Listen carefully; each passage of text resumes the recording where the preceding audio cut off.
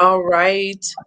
Good evening, everybody. I know you haven't seen us in a few weeks. Definitely had to go take a vacation, and we've been doing a lot of traveling around not only Kentucky, but also in the region with our folks, meeting up with them and trying to connect on the throwdown and the show up.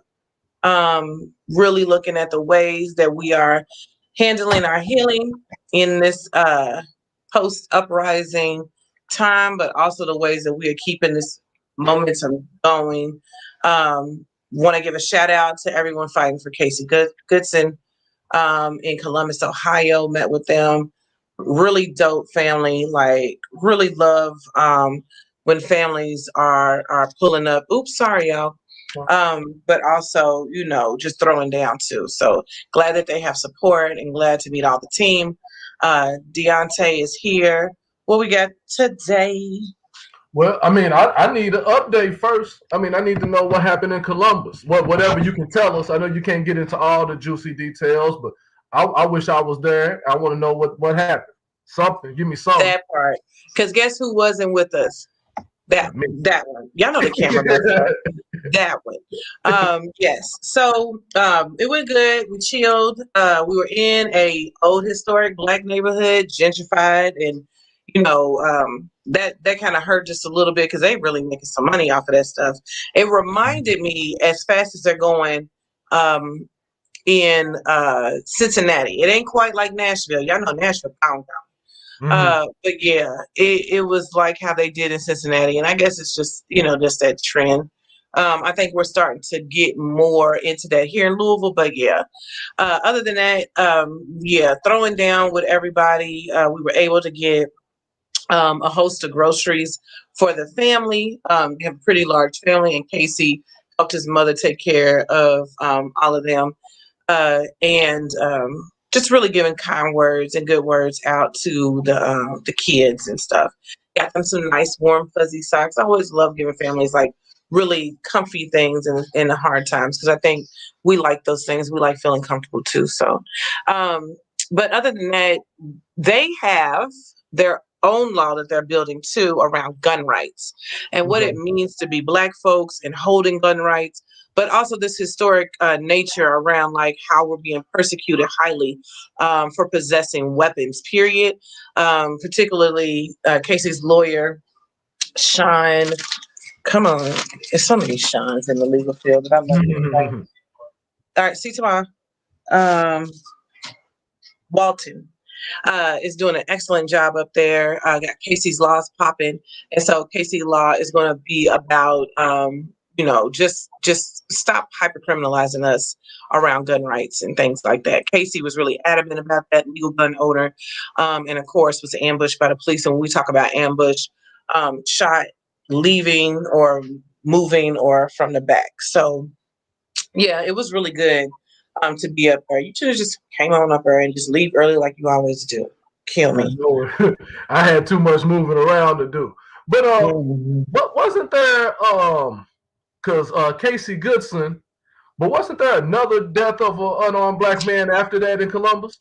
Yes, it was. Actually, in all of Ohio's recent murder by police, folks have all been ambushed, and so that's another reason why we really want to pull up because we needed folks to amplify that Ohio has a problem. They love killing black people unannounced, and so unannounced, but also by surprise escalating the situation. And I think I don't want to name him Anthony Hill because I think that's Atlanta, right? But I forget. Andre.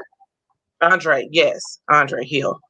Yeah. And so, yeah, we talked about him too. Yeah. Um, we're getting down to like making those connects. I know we got folks in Dayton, and of course, BLM Cleveland is up there. They just got an award for the MLK That's communitary why as I a need youth to go, group. man. I need to go back to Cleveland. No, but for real, yeah, Yeah. they gonna link us too. I'm gonna get you the link. There's a article that they got coming up, so they want us to say a few words too. Yeah. But got the community award. That was cute. I liked it. That. Hmm. Oh, we got a comment. Who is it? Pull up and throw down. Yes, I'm gonna just leave it up there because it's in the group twice. It says Facebook usually, but pull up and throw down. So yeah, we can start after I say this, but I was wondering about Columbus, and I know that it's Ohio State University basically is the Mhm. whole city. And Yeah. so it made me wonder how active the college student. Now this is a different era because we got COVID. Probably nobody's in class or whatever. But it just made me wonder if the college students up there are getting active, or if they're taking the lead from the students here in Louisville and just sitting back. Now let So me not say that it's one, active students here. thank Let me shut you. up. Thank I'm you. sorry. Even Let some me small. also be clear. That's fine. Because I mean it's like that, everybody be in their own little world, but we can't Yeah. hold several truths at one time. Students here got back in school and they professors started acting a plum ass fool. So all those professors that you're like, oh, she's racist. Well, all that has been coming out. And we've been talking to some of our partners for a lot of students, especially collegiate students, to figure out how to better handle that. But also, you know what I'm saying? We need to just like chop them too, snatch Yeah. their jobs because they're in charge of helping you matriculate around your education. It's crazy as fuck. You got to get in the classroom and navigate not only systemic racism because you're in a white institution or you're just in this Western education institution anyway, but you got to navigate an actual racist. So Mhm. that was really hard for them, especially folks in U of L coming off of an uprising, folks in Berea having to defend Breonna Taylor, and folks up at NKU, Northern Kentucky University, with these patriot motherfuckers entering on campus and trying to intimidate people. So we've been in contact with all those folks, just wishing them the best, but also like, you know what I'm saying? What it say down there? Me and the arrows. Pull Mhm. up and throw down. Cause yeah. Yeah, I'm in any especially here in Louisville, man. If anybody's facing that, I definitely would love to know about it so I can put my 2 cents in. But I know at U of L, you would think they had that taken care of. But we don't know. But we can go ahead and get started if you're ready, though. Okay, cool. Now that's good with me. What you need me to do? Did you email me anything, or are you just gonna go ahead? That's fine. Can you switch over the screen to me? If not, I can. Yeah, I because got you. I got a couple of videos and stuff. Oh no, that's do you see share at the bottom of your screen? I know I have to walk Beyonce through everything. I recognize that. Yeah, we good. We good. Let me see. Huh. Sure. It should be down there where it Yeah. says link studio. Mute, stop cam mic, share, and share screen. I can disappear Okay. in the back. If you need me, you just call me, but I'm just still there. I'll just be in the green room. Well, yeah, I'll be communicating with you back and forth. I don't want to just be sitting up here talking, but today we wanted to talk about, especially since I think the last time we were on here was January the 6th, the actual day of the so-called insurrection. And that day, Let's be clear. They called it a coup. It was a coup. yeah, yeah, oh yeah, we're gonna get into that too. I got that on here.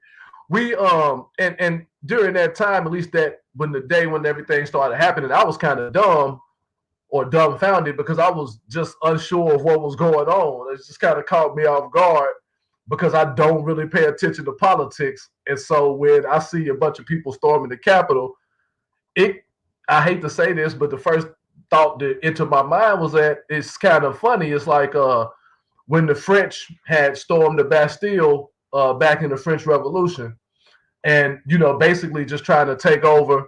But at that particular point, it was actually the oppressed class of people who were taking over the Bastille back in France. And in this case, it seems like we got a bunch of privileged white folks calling themselves doing an insurrection. So when Sister Chanel came to me with the idea of doing something on the insurrection, of course, my mind started to go back to ancient Africa, to the Middle Passage, to enslavement, and all of these efforts of collective resistance that Black people and people of African descent have put together over the years. And so, what I wanted to do today with this conversation was to take a deeper look into the insurrections that not all of them, obviously, but some that have impacted Black people, and then come full circle to talk about what went on here in January, and where do we go from here? So I always start off with operationalizing stuff, giving it a meaning that we can kind of all relate to, and at least for this particular talk that we can agree on. And so I'm looking at the term insurrection as a secret but planned resistance of or takeover from oppressive forces. Now, remember, I said that because when we get back to the round circle, we get to ask ourselves the question of um, were the actions on January the 6th a product of resistance from oppressive forces? Okay, so Read that one more time to me. I'll post it up here so I can throw it up there. Okay, so we're looking at insurrection as a secret but planned resistance or a takeover from oppressive forces. So again, it's a secret but planned resistance of or takeover from oppressive forces.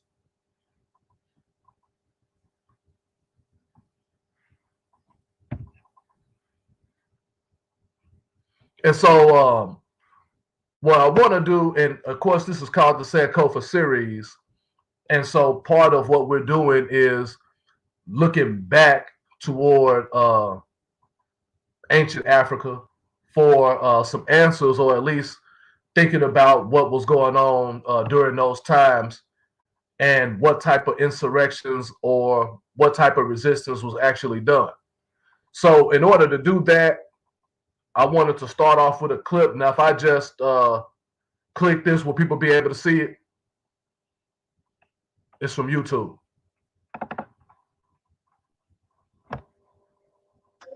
Share your screen. Yeah, it's being shared right now. Oh. At least it should be. I did click share screen. What happened?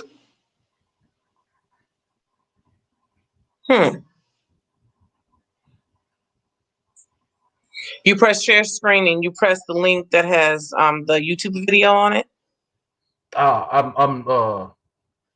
No, I haven't pushed the video. It's thinking about load. I clicked it, but it's like it's taking forever. Oh man, it's saying it's not recognizing it. Okay, let me try again. Oh. The clip is from the movie Sankofa. Oh, okay. And it's the resistance. Movie? It's pulling up on mine now. Can people still can't see my screen though? I don't. But let me go and see. Let me go to yeah. Mm-hmm. Just one. I'm on this live.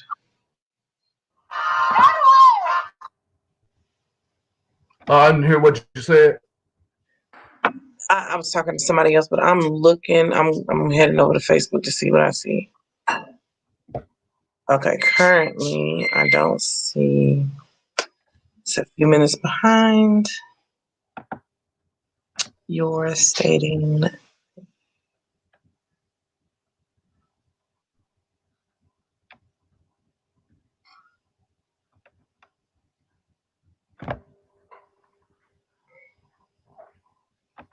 But I can send you the link for the clip if you want to.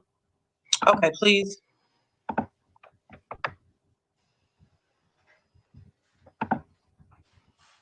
Yeah, send it in the chat.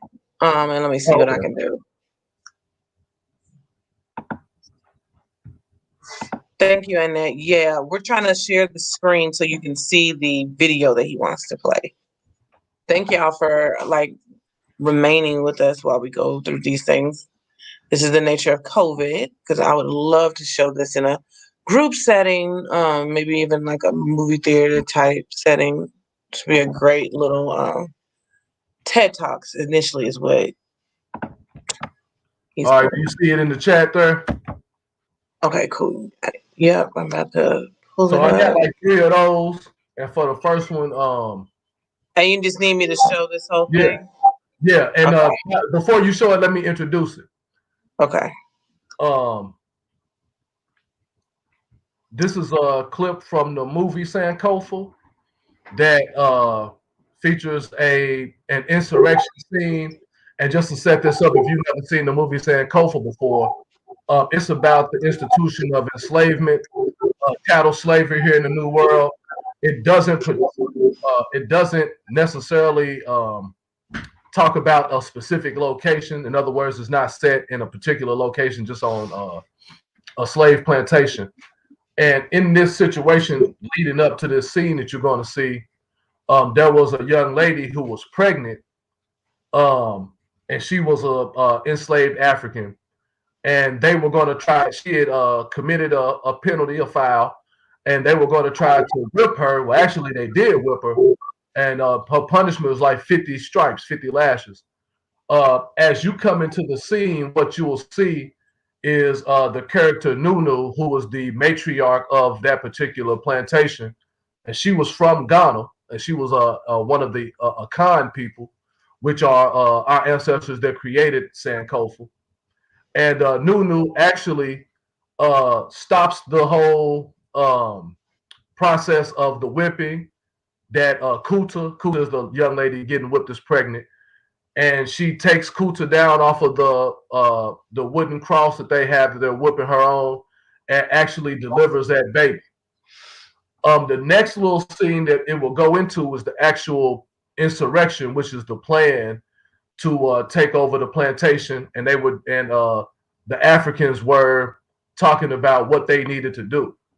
Key point before we get into this, though, is that during enslavement, obviously not all Africans were enslaved in the U.S., and so there were definitely pockets of free people of color that oftentimes lived in what we would call maroon societies, where free people of color lived kind of off the radar in their own communities. And so this is kind of a blending of those messages. So Chanel, if you want to go ahead and play that clip, it's about 4 minutes long.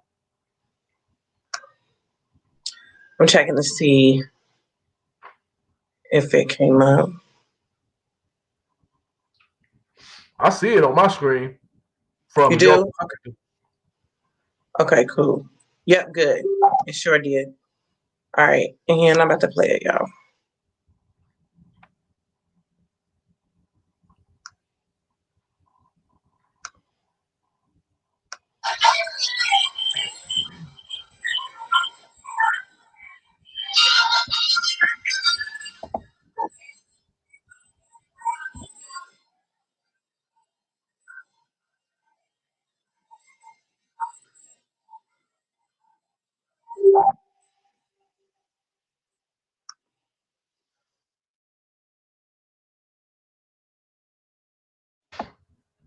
Is the volume up?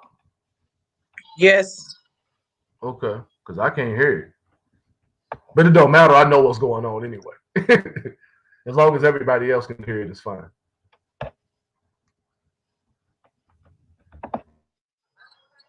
Yes, please stop talking.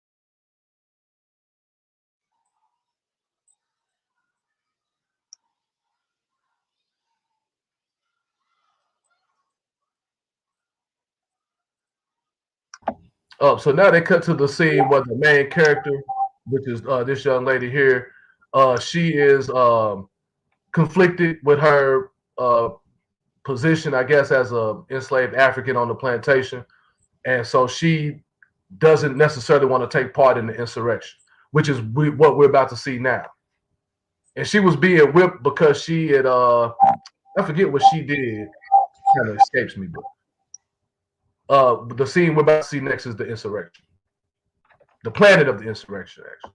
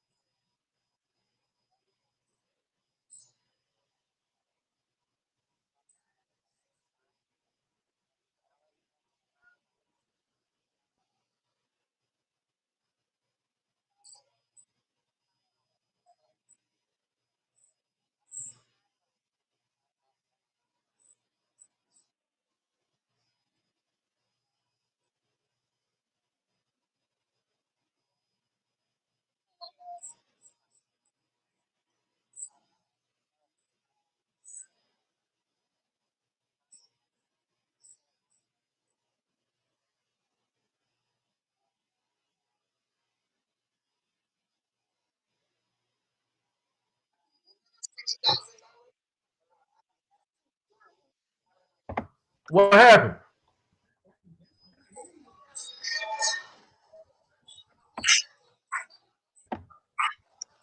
I think we lost the video or something.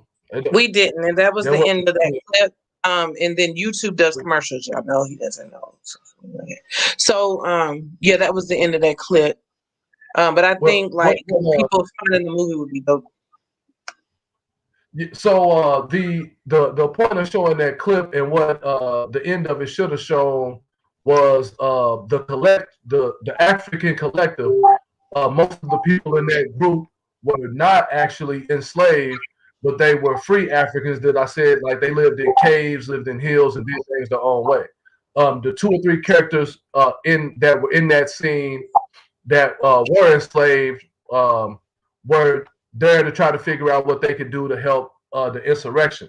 Toward the end of that scene, what you probably didn't see was some of the individuals in that meeting giving a report on all of the different things that they had that could help them in their planned insurrection, such as weapons. They talked about how many machetes they had. They talked about how many seeds they had to grow food just in case they had to rescue some of the enslaved brethren that were on the plantation. And so it was not only a planning of an insurrection, but also a celebration of the fact that they had the means to actually resist what was going on the plantation. So, with that in mind, I wanted to start off by talking about the era of the Middle Passage. I'm guessing they probably can't see my screen, so it doesn't matter. I'll send you the next clip here in a second. Okay, perfect. Actually, 2 of them.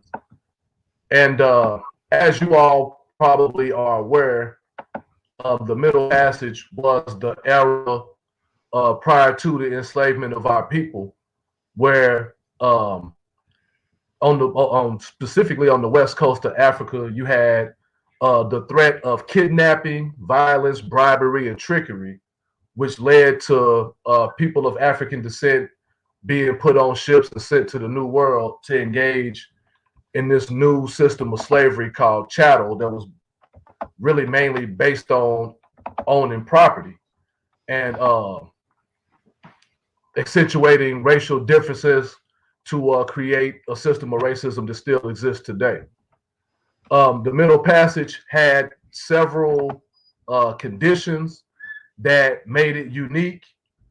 For one, and most importantly, I think, was the issue of the unknown. So, in other words, as individuals were kidnapped, we got to keep in mind these people were not slaves when they were kidnapped. They were free people that were either taken or sold, either way. And so they feared the unknown. They had no idea where they were going. Most of them, when they were chained up and getting on ships, they had never saw white people before in their life. They didn't know why a person's skin tone would be white. They considered it evil, or at least they pondered whether or not it could be evil. And they had no idea where they were going, if these people were going to eat them or put them in a fiery furnace or whatever the situation may be. And so, if we understand the conditions of the Middle Passage, then we can understand why our people resisted and what type of insurrections it led to. Another one of the conditions was overcrowdedness. So many African captives being put on the ship that there wasn't a lot of room for everybody. We look at social distancing now, but I'm sure you guys have seen the image of the ship with all the little bitty people lined up on it and how they would organize people on top of each other. So much so that obviously it led to sickness and Hey, death. Karen. Yeah. Oh, no, Somebody you're had a fine. I was question? talking to somebody. No, not Oh, yet. okay. Yeah.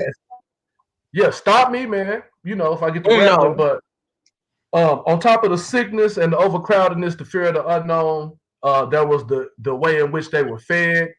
Of course, keep in mind that those who were kidnapping Africans and sending them to the New World, they wanted each and every one of those Africans to live. They were not in the business of killing potential slaves because a dead slave can't make you no money. And so they did the very bare minimal just to keep people barely alive so that they could come to the New World and gain enough strength in order to work. So one of the things that they did was they would feed our ancestors slop, or what you would call mush. Bougie people might call it porridge. But basically, you dealing with ground up corn and flour mixed with water in big ass barrels, and they would bring these barrels out to the middle of the floorboard on the ship and dump the shit right out on the floorboard and watch our ancestors fight over it. And interestingly enough, you would think that, or maybe you would think that our people would not want to do that, and they wouldn't want to stay alive through that, through those situations. And that's true. Part of the resistance or insurrection was that a lot of our people committed suicide, and because they felt like it would be easier to jump overboard, deal with the sharks in the water, than deal with the unknown. The language barrier was an issue also.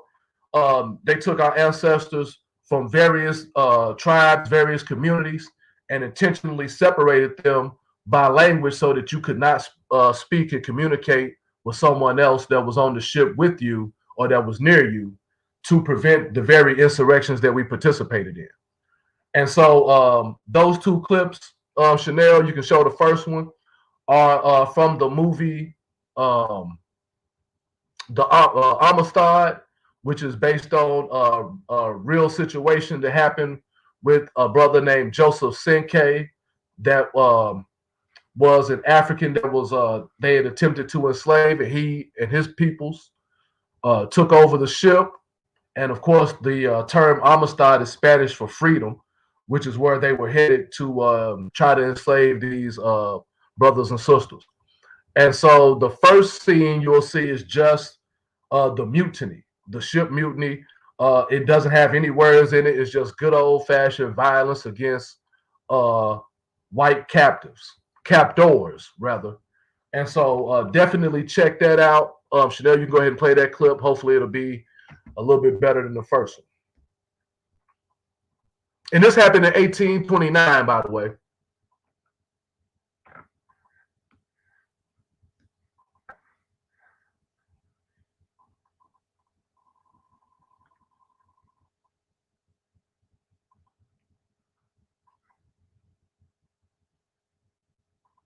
$18.39.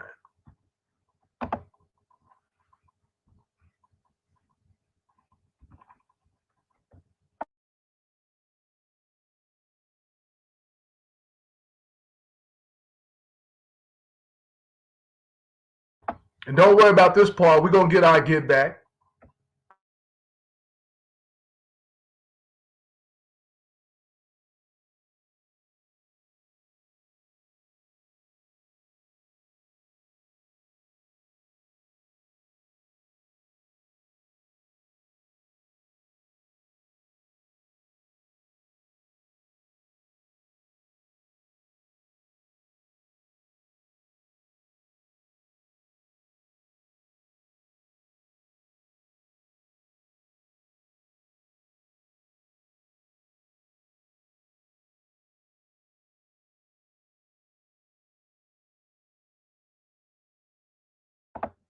Told you.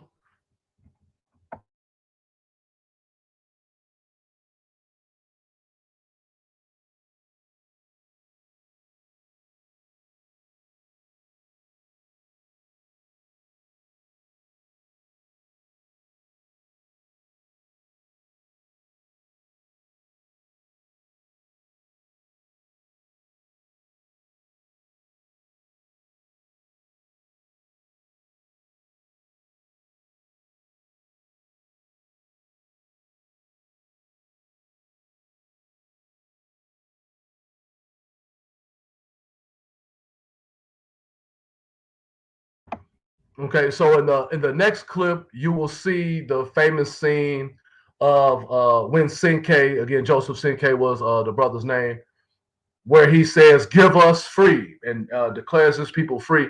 A little bit of background information. So when the Africans took over the ship, they turned it around, wound up off the coast of the U.S., and they were had to go to a trial to determine what would be their fate. Would they actually be able to go back home, or would they have to stay and remain enslaved in the New World? The person who was defending them in this trial is actually President John Adams, obviously before he became president. But that is interesting of itself. So we can go ahead.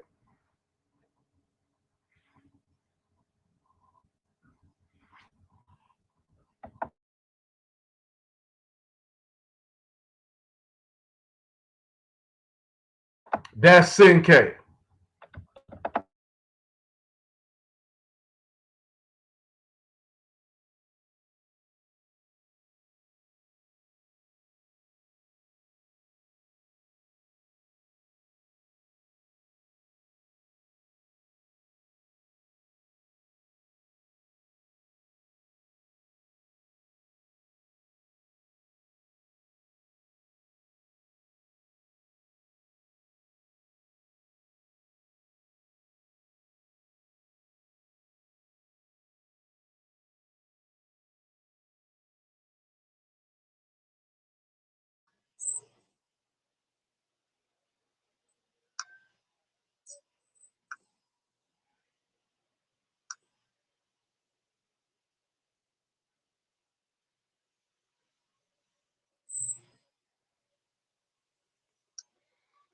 We're gonna make the national black insurrection call "Give Us Free."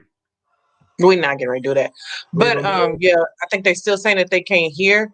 The clips are in the comments. Yeah, feel free to go to YouTube to check them out. But again, the main point is that this is another instance of our people fighting for themselves and their own freedom. I think And go ahead. I was just gonna say, I think also it's to solidify, which I love for the new roots, was to show that like, no, we weren't docile Negroes. No, we weren't uneducated uh, folks. No, we weren't also just kings and queens that were kidnapped from Africa and brought here. I think the nature at which people are trying to erase that folks of African descent here in America um, either fought or anything is only to delegitimize the nature and how slavery and reparations are due. I think when we get into back and forth, whether white people want to believe or not, that's not really even a conversation and it's a distraction. The thing is that reparations are due for the stolen ancestors of ours, and that needs to be had. And that's like at the bottom line. What we see moving forward, especially when we talk about current insurrections on March 10th, I'm about to make those graphics now, is that we are watching white privileged, as well as and with the privilege, I want to also name that they had the goods. I did a spot on MSNBC, and I think more important than like all the violence that kept happening to us, I didn't like those questions of, you guys went through so much. Of course we did. We keep on going through so much. What do you think we are doing anyway? The main thing was that these were people with means in the middle of a pandemic, some type of way. Every time we talk about either the uprising or the global movement or the pandemic, we don't put them three together. In the middle of a global pandemic, we have white people with money take planes and even the station here in Louisville. They met up here. They had a little map. It was horrible. My children, one's 11 and 8, could have made better maps. And then went to DC to take over the Capitol building, already naming like who they wanted to harm already, and then killing and harming people, is not the same thing that we've been seeing historically. So that's the Absolutely thing not. that needs to be notated. Even when we talk about military coups, which they try to call themselves a coup, which is why I'm glad they call themselves a coup. We are seeing people with power. We see military with the means to take over any other violent and very militaristic opposition. We see that all the time. We definitely need to bring up Asian coups that happen very much often. Myanmar, formerly Burma, just went through another coup. They consistently keep doing that. Go ahead. I'm sorry. I just wanted to name that because my No, thing is, you're all people good. look to be like we didn't fight back. The reason we are still in this shit because we fought back. We ain't here on accident. And it was consistent. The fight back has always been consistent. As a matter of fact, it's probably the greatest part of who we are. So we go back and recap. We're looking at the Middle Passage that had threats of kidnapping, violence, and bribery, that had accommodations or conditions of the fear of the unknown, messed up food situations, sicknesses, overcrowdedness, and language barriers. All of this kind of put us in the mind frame of how do we get up out of this? And so again, two common ways that we did that was to some of the folks did commit suicide, and some took the other way and was like, we're gonna take your life and then try to take over your ship and see what we can do with that. So obviously the institution of enslavement is also one of those situations that lended itself to a lot of resistance and insurrection. Matter of fact, it's probably the one thing that we all think about off top when we think about insurrections. But during the institution of enslavement, what was the threat? To me, the threat was two major things. One, free labor. In other words, you're going to get us over here and work us like a dog and not give us a dime, and then take credit for everything positive that comes out of that.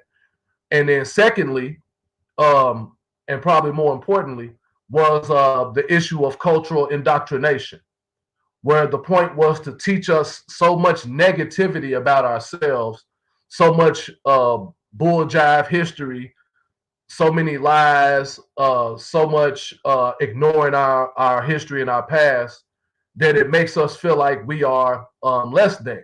And it makes us feel like that we are not a part of the cultural fabric, and maybe we're not. So those two threats notwithstanding, the conditions of slavery we all know about. But to me, at the top of the pyramid, so to speak, of the conditions is the fact that they looked at chattel slavery as practical. It seemed like the best play for white people was to come to Africa, kidnap black labor, bring them back, and have them to work and perform for free. They tried that with Native American populations before, and it didn't quite work because the Native Americans were able to escape because they were on their home territory.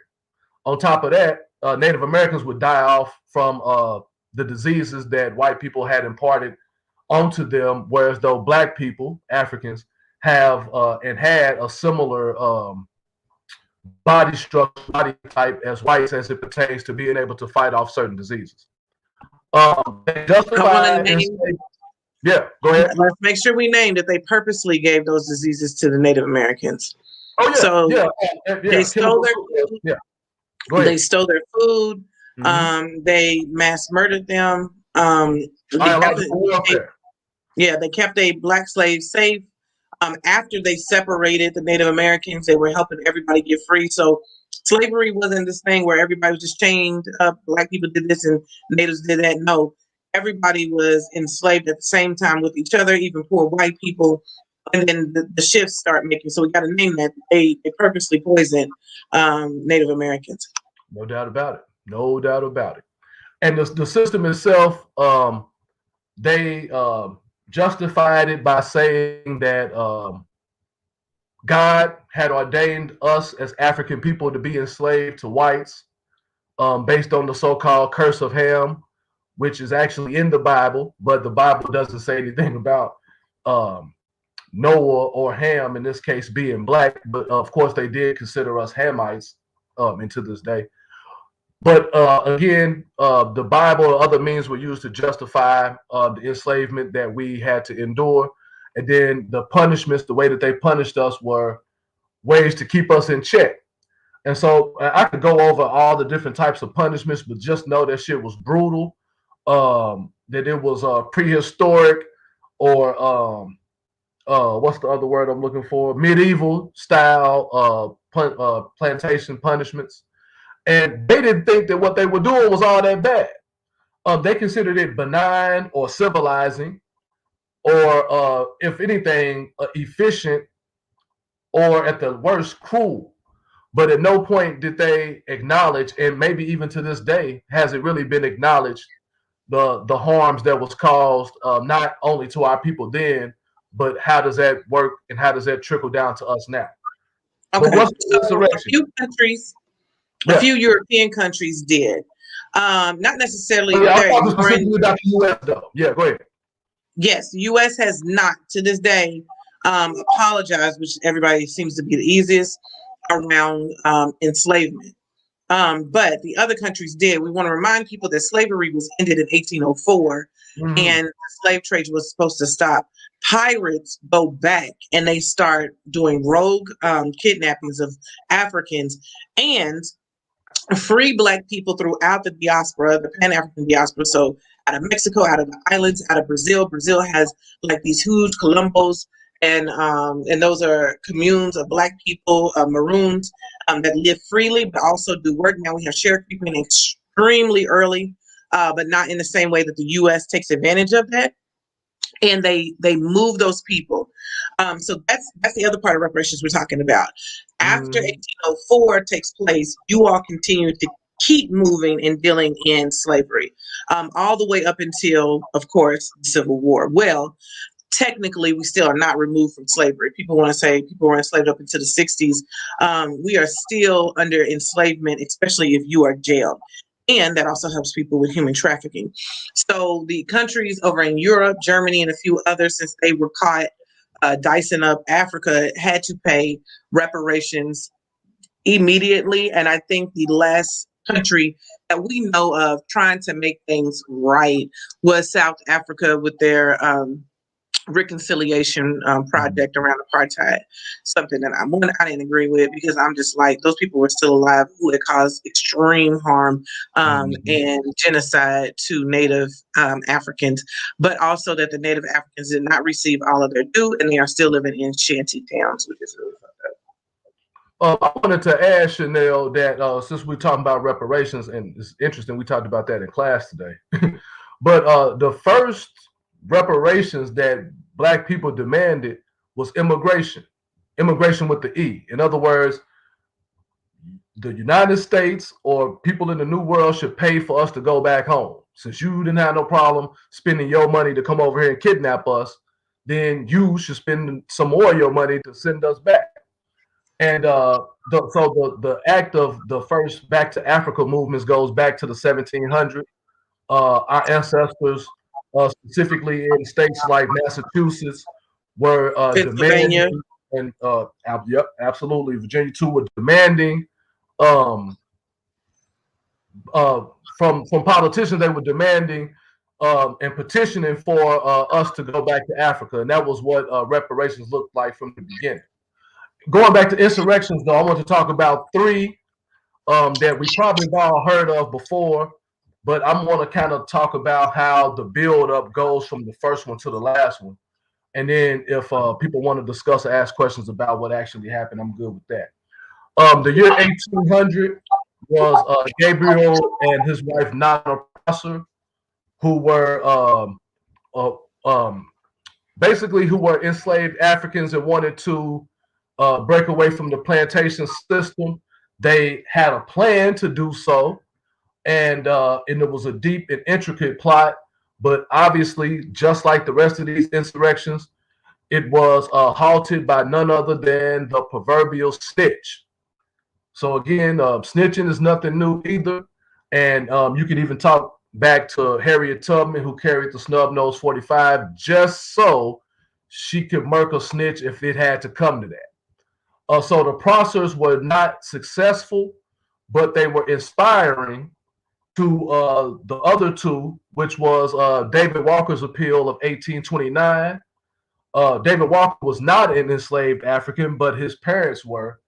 And he wrote his appeal, which was a pamphlet suggesting that black people, that enslaved Africans should, in fact, take over every plantation and kill every slave owner, and to do whatever was necessary to free their people. Obviously, in 1829, most black people could not read or write. It was definitely illegal for enslaved Africans to read or write. However, David Walker tried to make sure that Africans that were enslaved were able to get their hands on his appeal to them. And it took oftentimes people reading it for others, or in meetings like you saw in the Sankofa movie, somebody that could read English would come on and say, okay, this is what David Walker's talking about. 2 years later was the insurrection of Nat Turner, Nat Turner's rebellion. Obviously, it's probably the most famous one, where Turner went from plantation to plantation based on a dream he had. A lot of people don't recognize that. Nat Turner was looked at as damn near a supernatural person. He was born, he had all these birthmarks on his body. And even white people respected him as not only a pastor, but a man of God. And when I say that, I mean a man that is directly close to God. And so he was able to have certain benefits that we may would take for granted now, but he was able to kind of roam and preach and do his own thing. But he had a hallucination or a dream that he would, in fact, save his people from enslavement. And so a year after he had that dream, he had started organizing a couple of cats to roll with him. And they went from plantation to plantation in Southampton, Virginia, and killed more than 50 whites, and were able to free hundreds of formerly enslaved Africans. And just like everybody else, by the way, David Walker died under very shaky circumstances at the age of 30, I want to say. But Nat Turner was caught also, and a lot of the people that were working with Nat Turner were caught based on the words of obviously a snitch. Nat Turner actually did have a trial, and he was found guilty, and they did hang him. But the one thing that we need to recognize about Nat Turner's insurrection or rebellion was that his was successful because he was actually able to free a whole lot of enslaved Africans.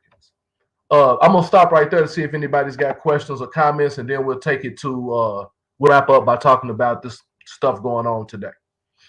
For folks in the Black Lives Matter group, that group is private, and so your name doesn't pop up.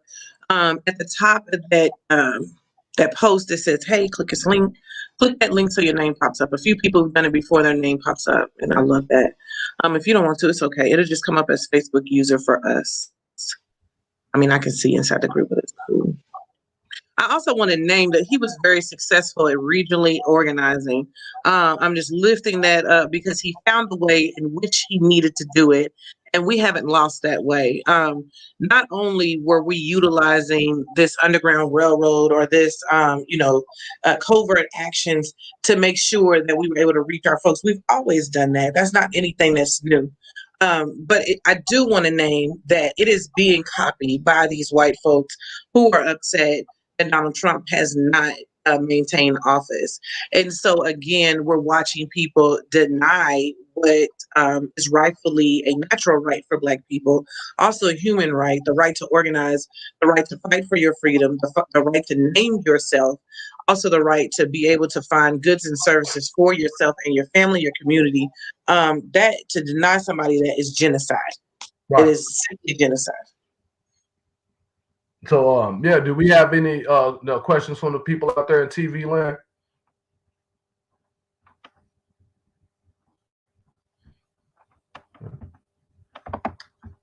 If not, we can talk about, and I got this on my little PowerPoint here. I got this in quotations, air quotes or whatever. American insurrection. And so Chanel kind of alluded to the question that we're going to eventually try to tackle, which is, did they co-opt our stuff? Did they actually steal from us, or did they do a poor job of copying what we've done, or is what they're doing something totally different? But I will go back to the genesis, if you will, of these American insurrections and go back to the actual American Revolution of 1765. We would actually consider 1765 to around 1780 to 83 as the American Revolutionary period, which was marked by obviously quote unquote Americans deciding that they were tired of being oppressed by the British, and so they wanted to make noise, and they wanted to fight for their own freedom, all while they were enslaving us. And so we know about Crispus Attucks. He was actually the first person to be killed as a result of the American Revolution. The backstory to that is that the Americans were throwing snowballs at the British, and then of course the British started shooting out. You have the Boston Massacre that takes place after that was, in other words, the Boston Massacre was where Crispus Attucks was killed. And you have the notorious Boston Tea Party, where the colonials of the Americans were again tired of being overtaxed for British tea. So what do? They go up and dress up like Native Americans, yelling and screaming on the harbors, taking barrels of tea and dumping them in the harbor, setting shit on fire, and committing acts of violence. And I bring these things up because we often forget that these incidents are what created the United States as we know it. This land was not considered the United States until, by virtue of that violence, the colonials got their freedom from the British. And so we kind of link that to what I have is the mess that happened on January the 6th, or what Chanel will call the corny coup. And we can end by talking about that, just trying to internalize what happened and answer the question that Chanel has kind of already started. Did, in fact, the people who participated in this so-called insurrection or the corny coup, did they steal these principles from us, or did they just get it all wrong? I'm going to name while we wait on those questions, and I did find some pieces, Donovan, and I'm about to share them. I want to read through them. It looks around like 1856 and 1877 was some notable insurrections in Kentucky, and all of them are fearful of Negroes, Black people, building resistance against white slave owners. I'm about to read through them real quick. Some on JSTOR and Moorhead, and UK Press has some too. So one of the main things that we do need to notate in the combining of that story, because I'm glad that you brought up the revolution. I was going to do that if you hadn't, but was that these folks that dressed up as natives, we also can determine that they are people with means. So we have again white folks stealing tactics of Black people who have been pulling insurrections the entire time, but really just fighting for their freedom. And in that is the organizing that it takes place to lead that insurrection, and also commit the insurrection. Like, let's be clear. the other pieces that we see is folks really trying to prevent insurrections from happening. So I thought that was funny that the first link that popped up was them being extremely scared in 1856 that more insurrections would happen via Negro folks. And I think that's also around the time where we start seeing a lot of the whitewashing and watered down of like how Black people are leading insurrections, and yet they're copying them. So with this, we have a false narrative that is created, this false flag that Trump is actually the president, apparently. And like for so long, we've been telling y'all to really look at these QAnons. I know people think it's crazy. I'm going to just name it. Stop arguing with these white motherfuckers on Facebook and on social media, please. Because most of them are paid. They are trolls, and you are wasting time taking up space and also, just your brain power. I want y'all to heal. Arguing with some people who really just don't even give a fuck at all. They can write whatever they want to write. Even Miss Mary, the white lady that is always, always got something to say. Why are they doing that? Like, who gave her an iPad so she can get on Facebook? Stop arguing with her. The thing is, these folks built these narratives in social media land. So they're taking these narratives of these little cuckoo white folks and they actually made it a thing, and then they produced it. They actually produced it. And so they're on these other social media channels and they produce a narrative of what's going to happen. I think the craziest one was watching them wait for at the inauguration, not understanding what an inauguration is, and thinking, also not understanding who the federal government is. I think that's the main thing. That's how racism plays a part. All these folks are really just doing this work because they're white and they're racist. So Trump was able to play on that, and that's who he found. Instead of them thinking about like how legislation is built, what the Constitution is, what these events are, what's an impeachment, they don't give a fuck. They just want to see these liberals gone and then Black people to suffer. And once that didn't happen, now they question everything. I think it's hilarious. But going back to the coup. We see the You didn't put the P on the coupe, did you? They did. I didn't come up. That was them. They came up with the coup. So they build this coup out, and they think that they need to take over this building because the people who are inside who make the laws are stealing the election from Trump. The election had already taken place. The election was already finalized. It was already done. There was no need to go back. All they were doing was solidifying the results, and they still don't understand that piece either. And so they're just like filled with so much shock. I think our warning is what takes place after the insurrection, what took place after the Boston Tea Party, what takes place after January 6th. And I'm not talking about the immediate things and people being shocked. This cognitive dissonance, y'all. There are two different justice systems. We knew there was two different justice systems at the beginning of enslavement. If you didn't know that, you was in deep trouble to start off with. Yeah, that part. Oh, we're finding some pieces. I think I got that one too. Y'all did wrong. But what did they get wrong though? Because first of all, I'll say, a Black insurrection probably would not have looked like us going to the Capitol building, especially not in the situation as it is now. And as you said, like, what did they gain from that? You got in, but then you didn't do nothing. So, like, if you really wanted to cause some harm, they probably could have, or they probably could have got close.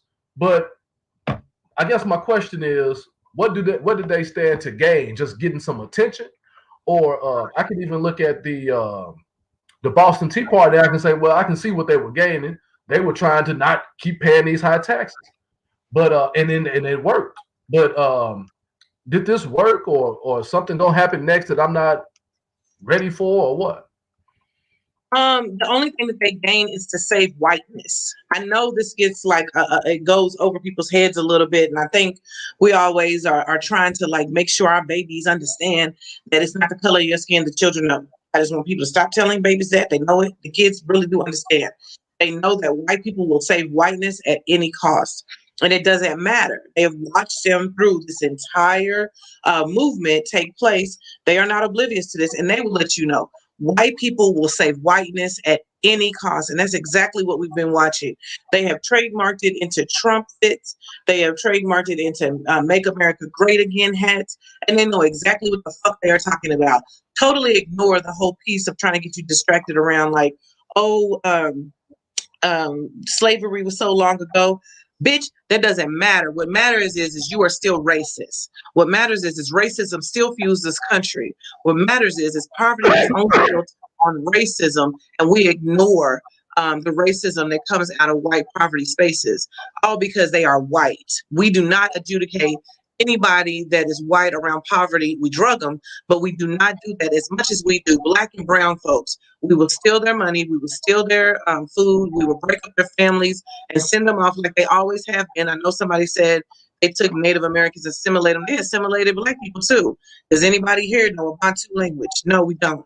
Do we have any inkling of the nature of who your ancestors are? Not if you was out of Kentucky, you're typically a mulatto because you were mixed up and bred. So no, we don't. Those are some key things that we have to stay on top of because they do get upset too about culture and at the way that we spend funds. The way we spend funds is always accumulated, even though you're preventing funds from people. We still have to talk about like how redlining not only redlines housing markets, but it redlines everything, how the food goes, how culture is made, who gets policed and who doesn't get policed.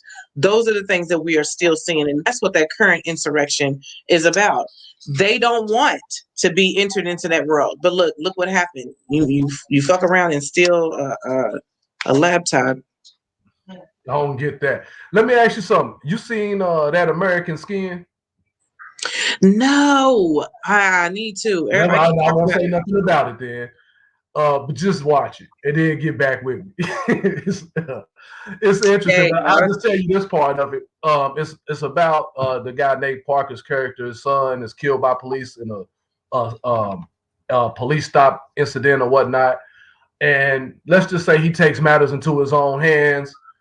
And maybe I'll say that what he tried to do was some sort of insurrection, but it kind of goes awry, and I'll just leave it at that. The last question I have, because I know it's almost 8 o'clock, is what are the implications of the January 6th incidents for Black people? Like, can we just ignore that happened? Like, this ain't really got nothing to do with us. They tried to steal our style, but that's it. Or are there some implications for us that we need to be thinking about and worried about going forward?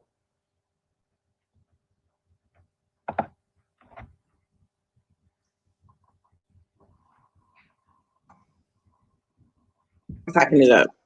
Okay.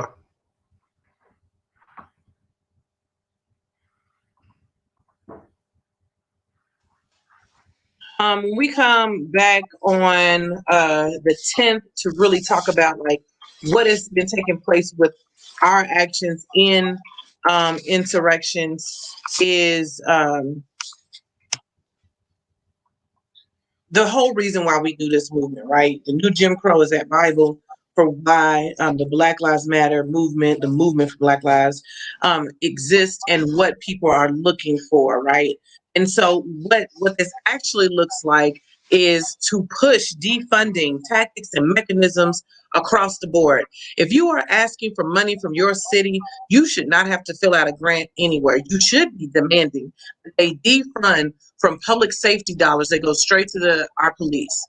If you still believe that the police are out here to protect you and you watched January 6th happen, and you watched a group of white people, one, kill a police officer, but then also walk away free from that space while police watched, and while police, gently push people back down the stairs, then you didn't look as clearly as you watched last May when people led to the streets in Minneapolis.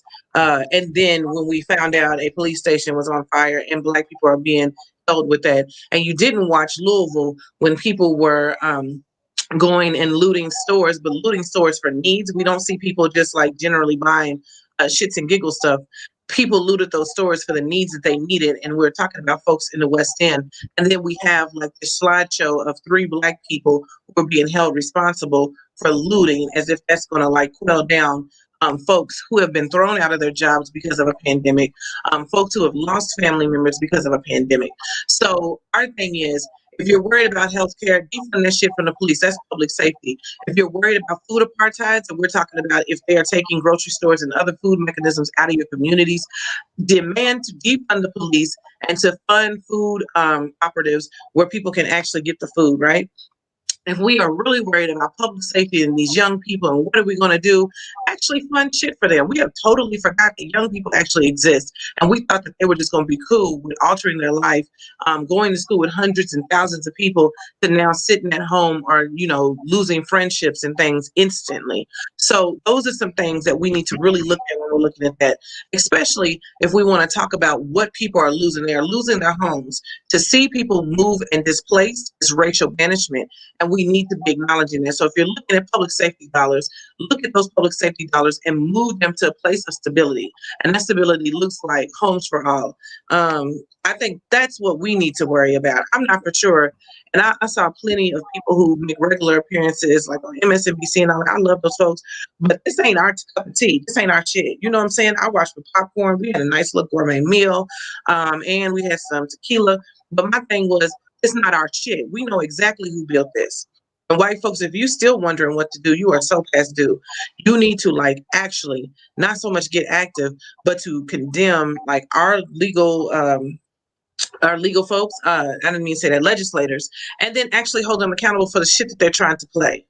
These distracted fast laws, get McConnell's ass the fuck up out of office, for real. That's the thing that you can do with your neighbors and stuff too, and make that a call to action. Go reach out to your neighbors' wives and ask them.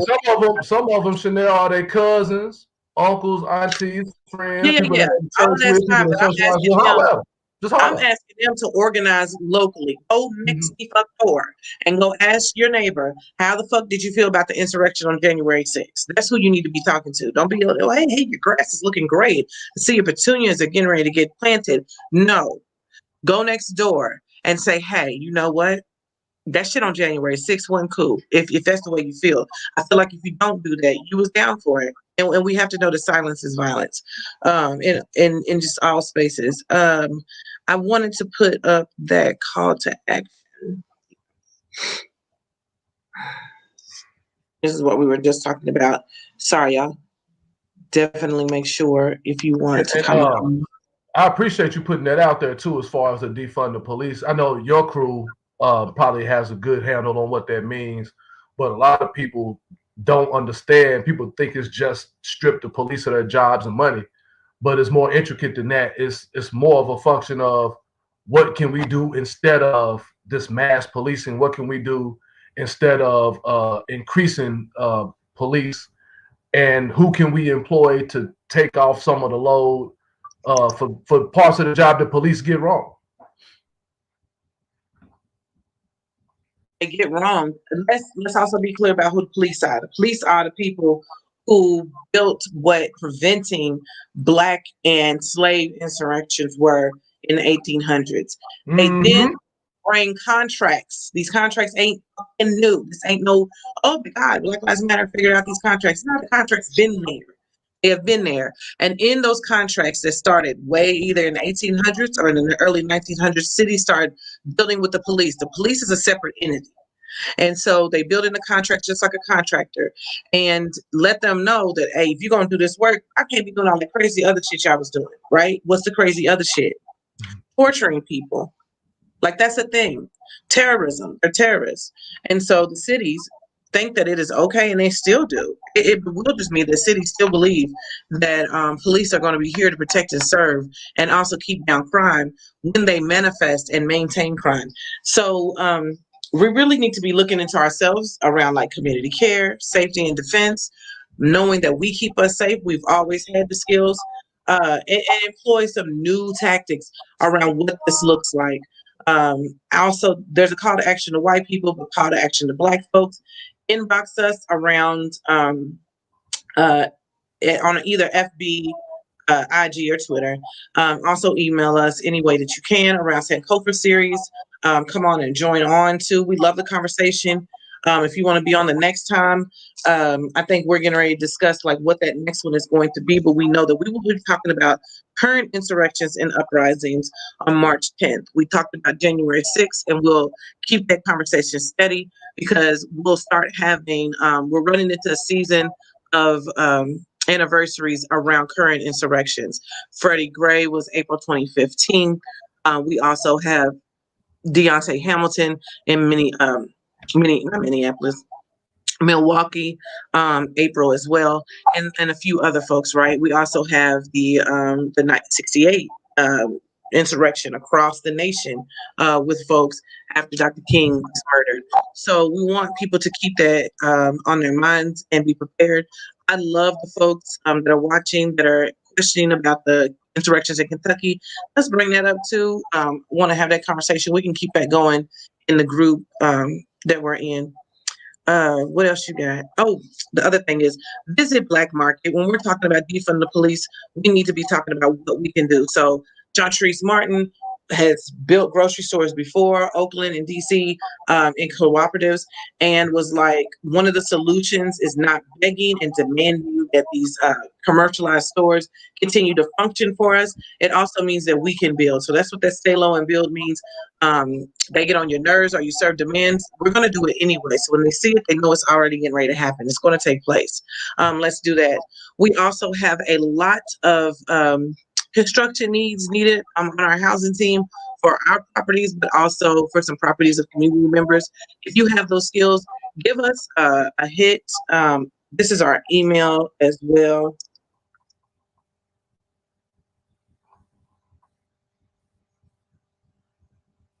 Fast as I can.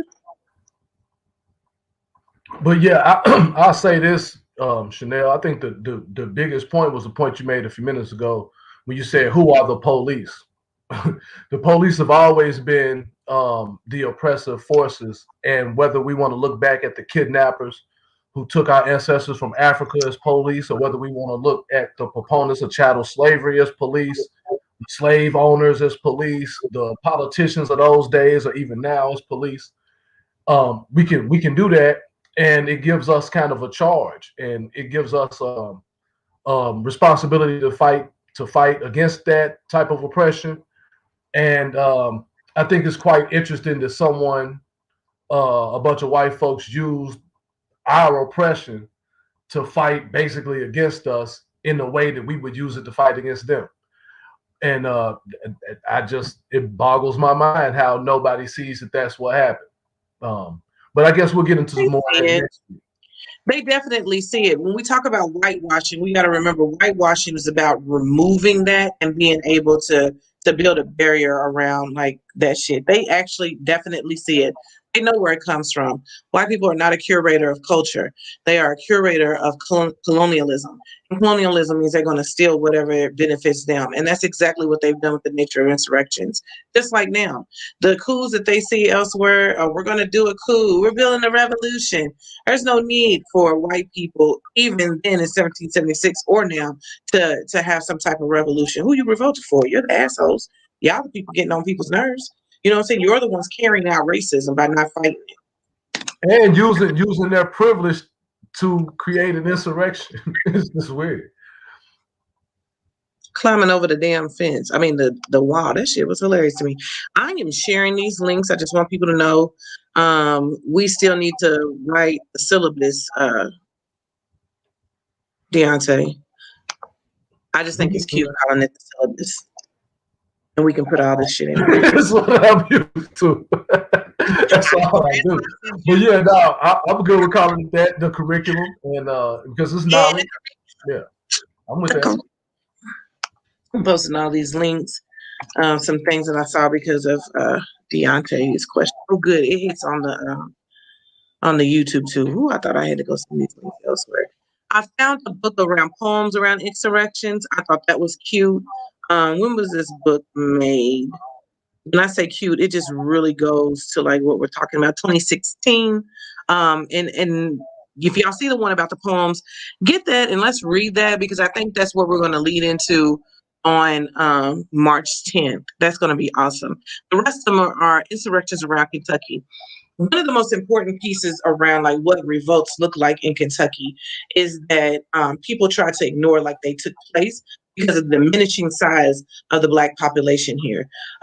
We were a breeder state. We like to be called a border state. That sounds cute. That is hiding the fact that people stole Black people, brought them here, or they stole free Black people off the river, and brought them here to breed them so that people could like double their money. It's kind of like a little crap game, or definitely throwing Black people into jail, like certificates of deposit, and raising the property value of their homes, so their property. So we definitely had a period of time where like your greatest and largest abolitionists were in Kentucky because of the nature and animalistic ways that they were holding Black people as collateral damage for this nation. I want to just name that, not just in Kentucky, because you have three states, Kentucky, Missouri, and Maryland, who do not end slavery just like everybody else. Juneteenth takes place in the summer, and then they have an ultimatum that December 18th, 1865, the rest of you hoes need to know your shit's over. You can do no more slavery. So we are the last folks to do that, and we have the highest population of Black people. We now have the same amount of Black people in Kentucky as we do the United States, 13%. I mean, that percentage point. And that speaks a lot as to like what is taking place with Black people in this state. I'm here for it, man. I'm looking forward to March the 10th. Make sure you send me that stuff too, the poetry and stuff. Okay, cool. Yeah, I'm gonna have to send you the links when we get off here. When we get off, do not exit out. Look, you gotta be telling me, stay on it. You stay. Yeah, we really did good on this one. Y'all were really interactive on this, but I know it's sitting with us. Like, what do we do because of the insurrection? Like, what does that mean? And what we do is build. I also want to name that tonight there were several other pieces of BLM taking place. So you want to be a white ally. That definitely was taking place with our action team, looking at like what white allies can do and the issues we have with white allied organizations, so to speak. We rely on our accomplices more. And then we we also had one of our folks, the curator of Brianna's Law, doing another live and a General Assembly update for 2021. Definitely want to look at that. There are some very, what I want to say, animated legislation is about to drop, or that has dropped, that people want us to pay attention to, but we have to know that those are distractions so that we can be looking at other places. What we need to do is stay little and build. If you have not seen our website, investdivest.org, I'm pushing that through right then. Definitely take a look at that so you can see like who is making a lot of the decisions on your behalf. And behalf, I definitely mean as Black people. If you want to reach out to us, please inbox us.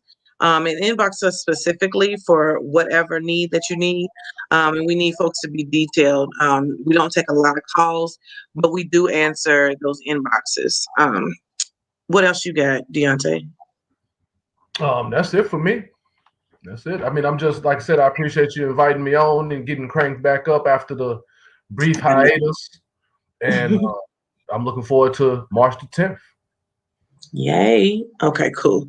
Bye, y'all. I'm about to end this real quick. I'm going to